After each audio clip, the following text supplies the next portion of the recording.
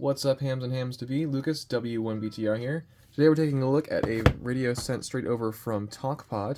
This is the Talkpod A36P, the A36 Plus. It is a GMRS radio, which you can see is proudly labeled right there. But it also claims to be usable as a ham radio. You can see on there it's VHF, UHF, FM, AM, airband. So it's got some interesting features on there. It's got some a unique design that we're going to see in a second here. And I'm a bit late to the party here. There's some other videos on there, but let's dive as deep as we can into this and also consider some feedback from other users and just dive into this.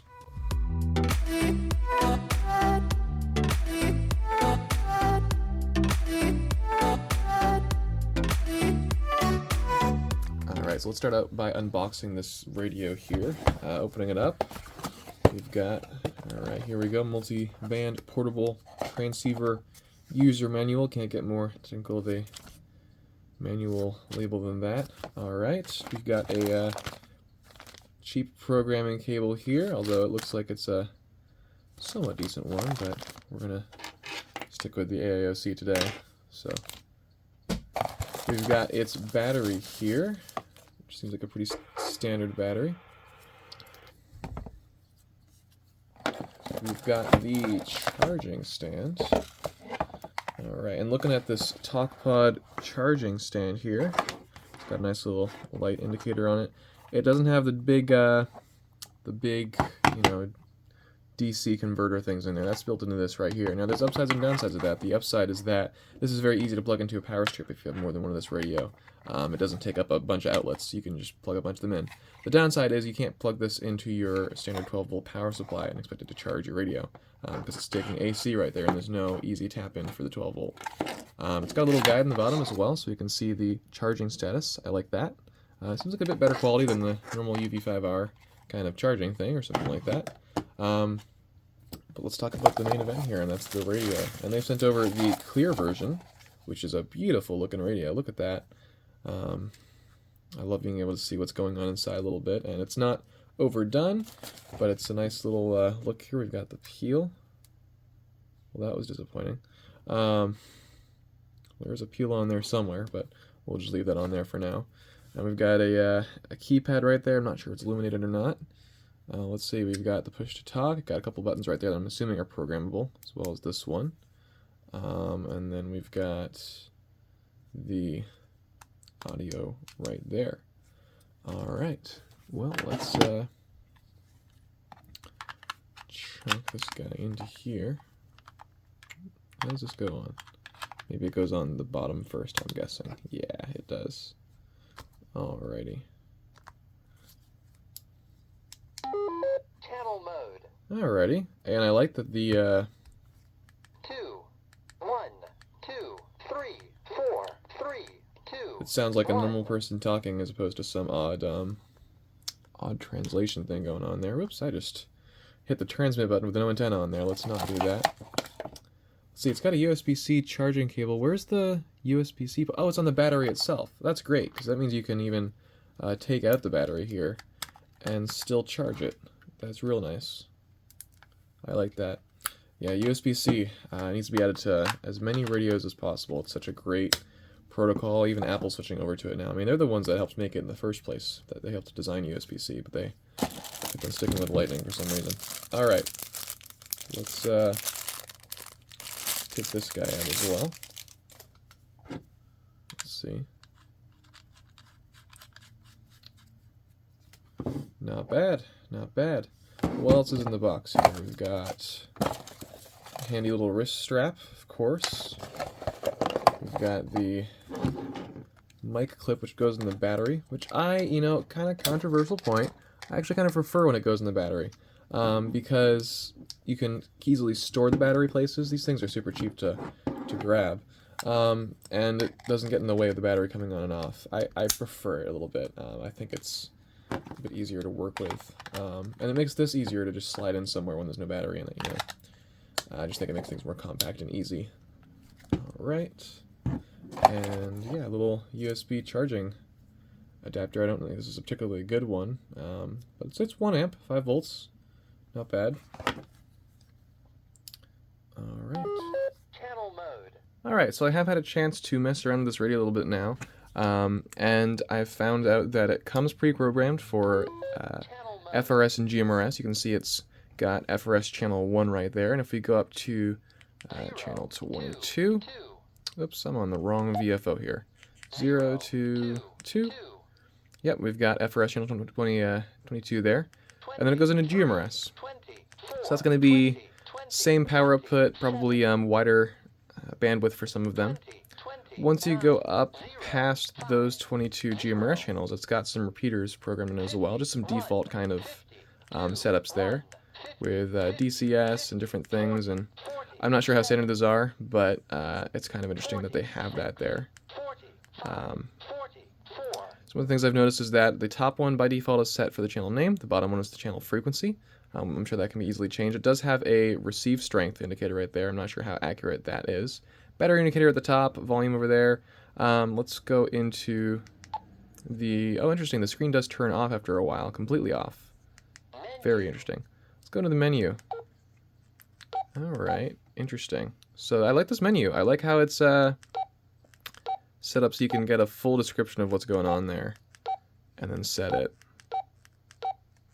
Interesting, it has... Okay. Alright. Dual watch. Transmit. This is so you can set the default transmit to A or B. A is set to name. B. Let's set that to name as well. Let's go in here. Go up to frequency. Or no, let's go... Okay, how does this work? Okay, I see. This is an interesting... Not sure how much I like that. Okay, so the one that's flashing red is the one that's selected. That makes sense. Okay. Okay. Some interesting options here. Scan add. Okay, so you can individually select what's scanned and stuff. Also great. You can change the name right in here. Okay, that's actually nice. A lot of radios, you can set frequencies and stuff, but you can't actually set the name of the channel in here without using a computer to program it. That's a nice little feature. I like that. So far, I'm interested with how Talkpod has approached this. I like that there's some good features in here. They have the USB-C, they've got a nice menu, they've got a good display on there. Let's see what other options are there. We can just go through all the options here just so you can see what there is. And we're also going to talk about ham use in just a moment here. Alright, there's the backlight, battery saver. These are the different buttons. You can program what the buttons do right in the menu. That's great.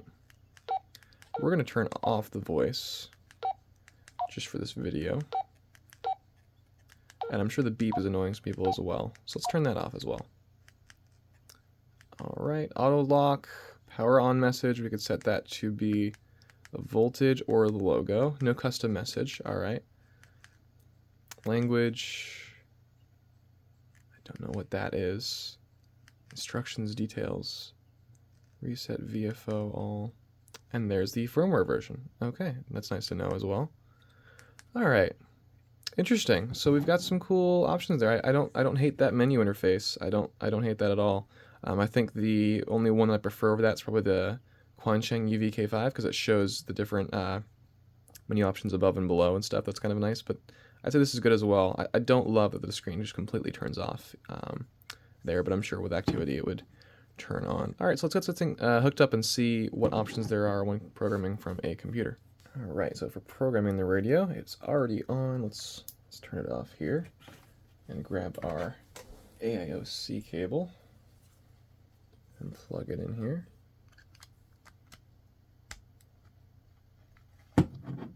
Alrighty. Let's turn on our radio, and we'll just put it right here in the base. There we go. Takes a little bit of effort to get that in there. Just to hold it in place, we will do that. Alright. And then here in Chirp, Talkpod, A36 Plus. Alright. And it is in fact cloning there. Okay, and we can see all the channels that are programmed into here by default. Let's go into the settings here. Alright. Okay. So what I'm going to do is throw in a GMRS repeater here to try out with.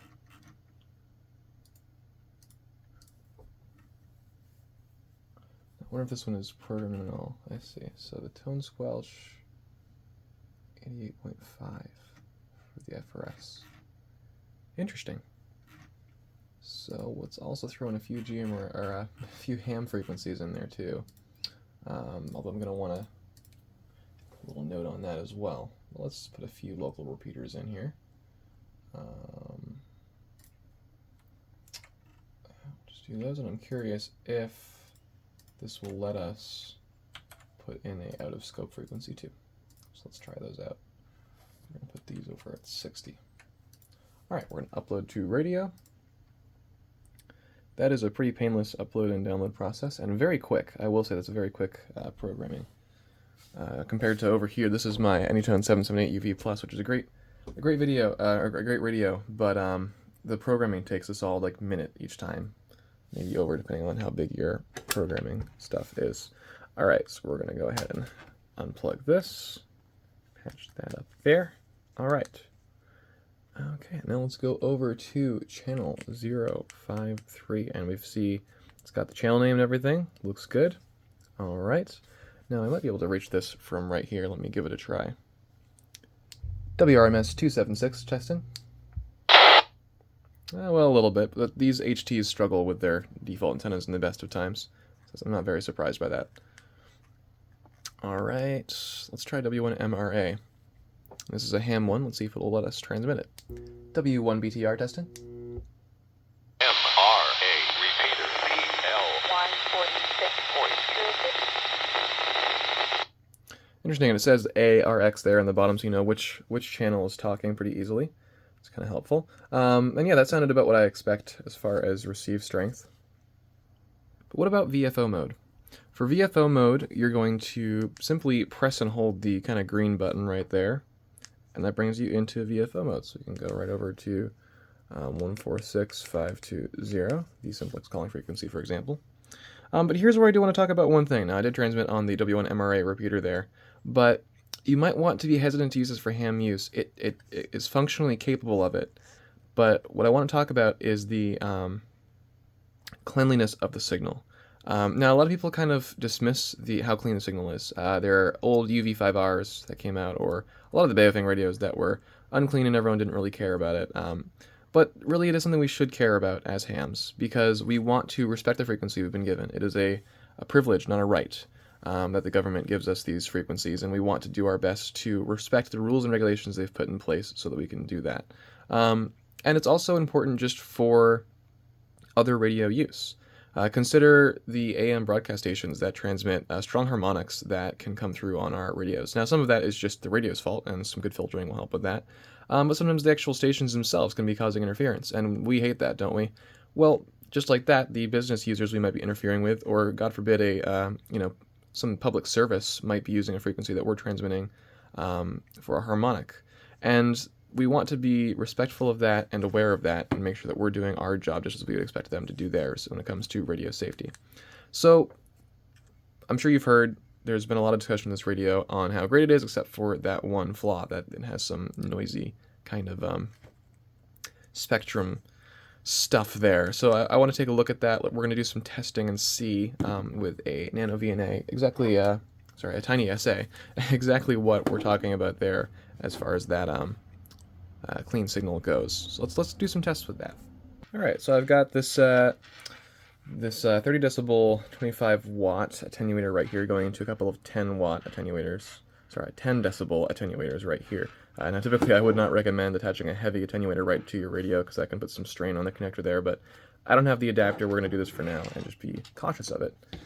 And now this is the tiny SA. Now we're going to start over in the VHF range, so we're going to plug into the low spectrum analysis part of this. Alright, so now we got this all ready to go. I've got my radio set to 144390 here, and we've got the tiny SA set to 130 to 300 megahertz. Let's just give you a nice zoom in on here. We're going to transmit and just see what this harmonic is like for VHF. Interesting.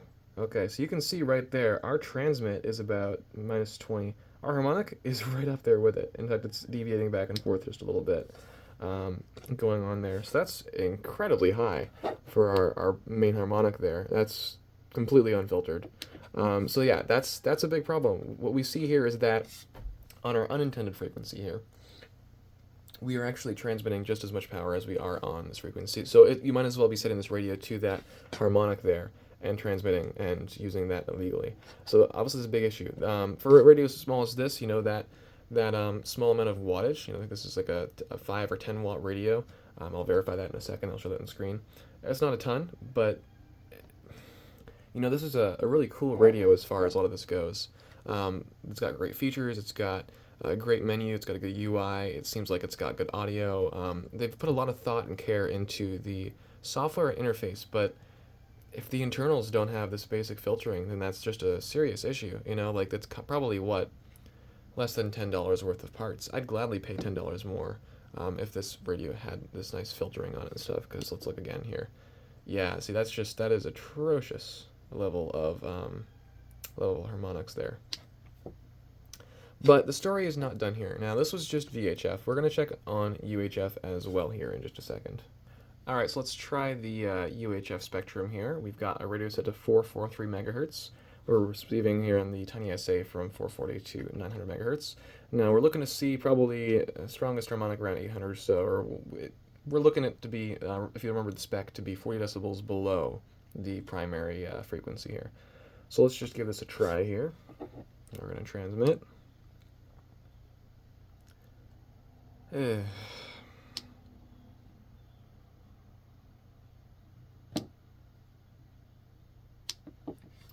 Yeah, and as you can see, we're only 20 below for that first harmonic, and it doesn't get good until very low. Alright, so let's talk about this for a minute. So when we're talking about spurious emissions and how they interfere, there's a few things we want to consider if we want to be as realistic as possible. For VHF, when you're transmitting and you have strong spurious emissions, it's a bit more significant sometimes than UHF, because what's directly above you is more of the public service. There are some TV channels as well, but there's mostly public service and other business class radios. For UHF, the harmonics more often interfere with the old broadcast TV frequencies, which are now used for digital TV, which is, I don't endorse any type of spurious emissions, and I would not recommend buying this radio for this particular reason. But if you're stuck with one of these, I could see using it in UHF and feeling a little bit less bad. And as a GMRS radio, it's licensed as a GMRS radio. It's got its FCC ID in the back here. It's pre-programmed for that, and that's what they claim that it is. There's some advertising out there that is for ham radio as well, but for GMRS, I could see using this radio. It's so hard. I want to love this radio, I really do. It looks great. It's got great features. It's got a great menu system. It's got a weather band as well, and it can receive AM. Those are all great features, But, and if you listen to the FM receiver, I mean, it's not great, but it's not awful, it's just, it comes down to the point where if you want a GMRS radio with good performance and you want to be less guilty about these emissions, there's other options out there in this price range. I love what Talkpod is doing with the looks. I love what they're doing with the feature set. I love USB-C charging. Please, more USB-C charging, please. But what can you say? It's a very glaring issue, and it just feels kind of wrong to have a radio that can do so much but can't do so much. I'd rather have a GMRS radio that I use for GMRS that's just for GMRS than a GMRS and ham radio I could still only use for GMRS. It just seems kind of like a waste.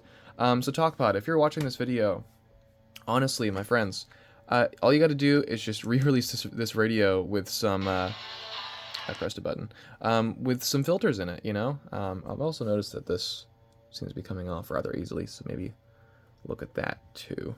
It's staying on there now. Hey guys, so I actually took my time finishing up this video to get it submitted. I actually got the Talkpod A36 back in, I think just before November. It's been a bit for a couple of reasons. One, I had to move. It was kind of unexpected of how quickly things changed and stuff, and we had to take this opportunity. Great opportunity. This new place is awesome, and it's going to give me some more flexibility as to videos and stuff and ham radio things. So that's great. This is my office setup here, and you can see it's not finished as far as things being together, but you know, I think this is going to work well for us. Also, I also wanted to hold off because I had all the stuff recorded that you've seen so far, but I came across another issue that I wanted to look into. And I wasn't sure if it was just a one-off or what was going on. Basically, I used it once for the video, I turned it off, came the next day, and it was dead, which is funny because I only used it for a couple minutes, but that's fine. Maybe a one-off incident, maybe I forgot to turn it off, who knows, right? So I charge it again, I use it for maybe 5 minutes, still has full battery, put it down on my desk, come back 2 days later, it's dead again, which is surprising to me. It's not something I expect from a battery for a radio, right, that you want to be able to have ready to go. And I think I tried it a couple more times, and a couple times it lasted probably 2 weeks. After a charge, I turned it on, it was like 75%, which is that's totally fine. I wouldn't expect much more from a radio of this class. But yeah, I've still been having this issue, and I can't seem to figure out what's causing it, where it does just drain overnight. Like faster than even if it was just on, which is very interesting. I'm not sure what's going on there. Maybe it's just my unit. I'd love to hear from you guys in the comments below. Have you had this happen? Do you know what causes it? Does it happen with different batteries or different radios, or are you always having it happen? We're really curious to figure it out. But yeah, just to close up again, like these issues, the radio itself I would not recommend for anything more than scanner use. But it's still a very interesting radio, and I'm excited to see where Talkpod goes next, because they've gone against the curve, they've gone against the flow a little bit with these things, with some new stuff like you know, some more consumer-friendly kind of fun design choices like the clear case that we saw, or USB-C. Such a great option to have it to be charged over USB-C, and it's not exactly a new thing, but it's new to ham radio. These types of things don't really go into this hobby as quickly. And I think that we should be happy with Talkpod for the things that they've done differently that's good, that we like, but not forget the things that they need to improve on, you know? And I think they're pretty easy to identify things that they need to change. Doesn't mean that they're easy fixes, right? The engineers out there will know that just because you know what's causing a problem pretty easily doesn't mean you can fix it very easily. I think the filters shouldn't be too hard, you know, they have to figure out how to fit it into the design, but it definitely needs some filters for the output. And for the battery to not die. I don't know what's causing that. That might be a more difficult issue to identify, but once they nail down those two issues, I feel like we have a pretty good radio here. So I'm excited to see. I'll be eagerly awaiting what Talkpod releases next and what they're doing next in the radio market, because they've got some great options here. I think they could do well with it. So yeah. Thank you again to Talkpod for sending out this video. Sorry it took so long to make this video, but between moving and wanting to make sure that I had all my facts straight and to be analyzing everything correctly, I just wanted to take my time on it. We got another video coming out soon about the another device that I think you guys will be interested in, so stay tuned for that. Please leave a like, please subscribe. Subscribing helps so much, and you'll get some new videos. You know, I'm not always blasting on a ton, but I promise to make them good quality, and yeah, it helps out a ton. We're trying to get to that 1,000 point, so leave a like, subscribe, comment down below your own experience or what you want me to take a look at next, and we'll see you guys in the next one.